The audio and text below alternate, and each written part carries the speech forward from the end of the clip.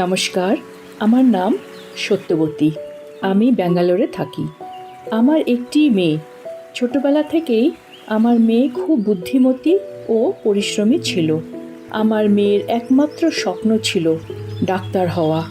সারা বছর ধরে খুব পড়াশুনো করে সে নিট পরীক্ষায় বসে। ভারতবর্ষের সমস্ত মেডিকেল কলেজগুলোয় ভর্তি হওয়ার জন্য এই পরীক্ষায় কৃতকার্য হওয়া আবশ্যক। ভালো নম্বর পেয়ে সে নিট পরীক্ষায় পাশ করে, কিন্তু তবুও সরকারি কলেজে ভর্তি হওয়ার সুযোগ পাবে কি না সে বিষয়ে আমরা চিন্তিত ছিলাম। কারণ সরকারি কলেজে ভর্তি হওয়ার জন্য তীব্র প্রতিযোগিতা ছিল।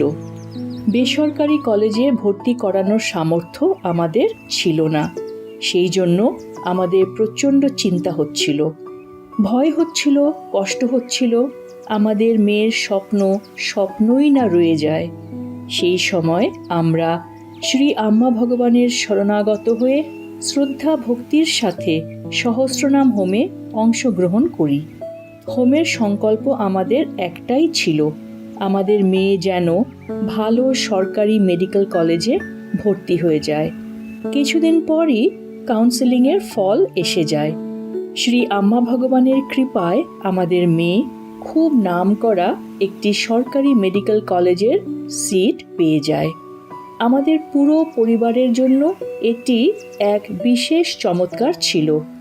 বর্তমানে আমাদের মেয়ে MBBS পাঠরত। শুধুমাত্র শ্রী আম্মা ভগবানের অপার কৃপা ও সহস্রনাম হোমের শক্তিশালী ফলস্বরূপ এই চমৎকার সংঘটিত হয়েছে। কোটি কোটি ধন্যবাদ শ্রী আম্মা ভগবান, কোটি কোটি ধন্যবাদ।